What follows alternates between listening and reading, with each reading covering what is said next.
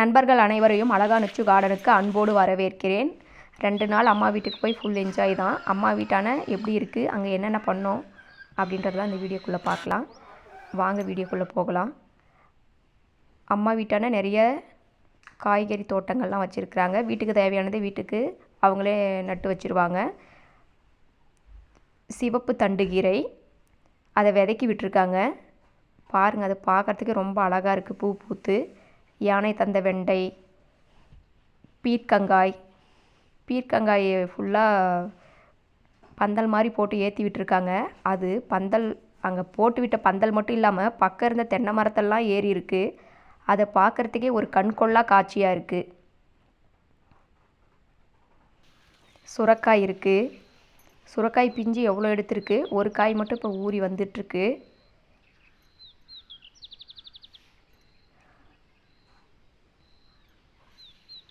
பாருங்கள் எவ்வளோ அழகாக இருக்குது காய்.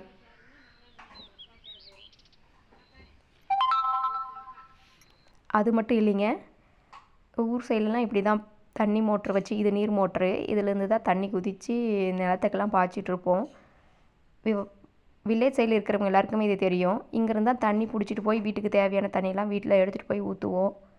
டேப்பை திறந்தா தண்ணி அந்த மாதிரிலாம் கிடையாது. வீட்டுக்கு தேவையான தண்ணியை கிணத்துலேருந்து நம்ம எரிக்கும் போதே எடுத்து சேமித்து வச்சுக்கணும்.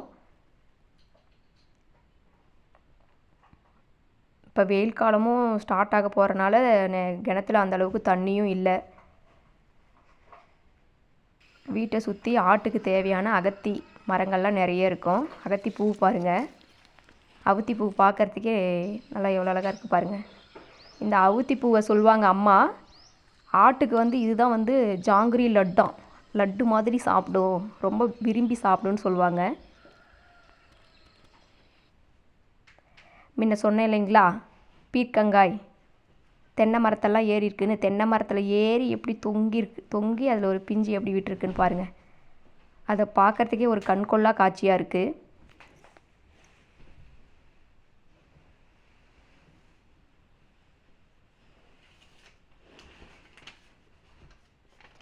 பீர்க்கங்காயெல்லாம் இருக்குதுன்னு தெரிஞ்ச உடனே அப்பாவை கூட்டிகிட்டு வந்தாச்சு. அதை அறுத்து சமையலுக்கு தேவையான பீர்க்கங்காயெல்லாம் எடுத்துடலாம்ப்பா, மேலே இருந்தால் முத்தி வேணாதான் போகும்னு சொல்லிவிட்டு கையில் எப்படியும் பறிக்க முடியாது, எல்லாம் மேலே தான் இருக்குது. அப்பா கொக்கி வச்சு எல்லாம் அறுத்து கொடுக்க எல்லாம் சேகரித்து வச்சாச்சு.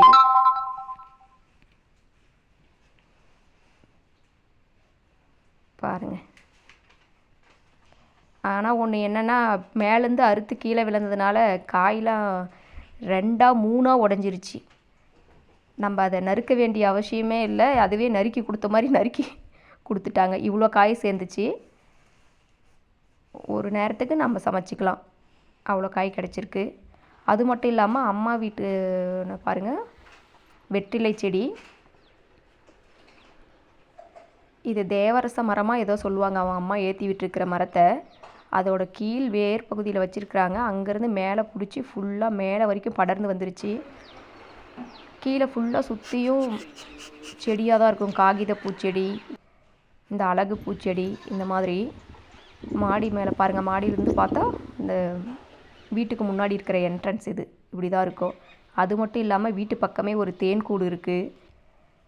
எல்லாம் முடிச்சதுக்கப்புறம் ஏன் சும்மா விடுவானே, நம்ம அம்மா வீட்டான தான் நிறைய நெல்லிக்காய் இருக்குது, அதெல்லாம் அறுத்து சாப்பிட்றலான்னு சொல்லிட்டு குட்டீஸுங்கெலாம் விருப்பப்பட்டது இல்லாமல் நாமளும் ரொம்ப விருப்பப்பட்டு எல்லாம் அறுக்க ஆரம்பிச்சிட்டோம். அதெல்லாம் அறுத்து உப்பு மிளகாத்தூள்லாம் போட்டு நல்லா சாப்பிடவும் செஞ்சோம். நீங்கள் அம்மா வீட்டுக்கு போனால் அங்கே எப்படி இருக்கும், நீங்கள் அங்கே என்னென்ன பண்ணுவீங்க, அம்மா வீட்டுக்கு போயிட்டு திரும்பும்போது உங்களோட மனநிலை எப்படி இருக்கும், இதெல்லாம் கமெண்ட் பண்ணுங்கள். என்னோடய சேனலை லைக் பண்ணி சப்ஸ்கிரைப் பண்ணி சப்போர்ட் பண்ணுங்கள் ஃப்ரெண்ட்ஸ். அனைவருக்கும் நன்றி. பாய்.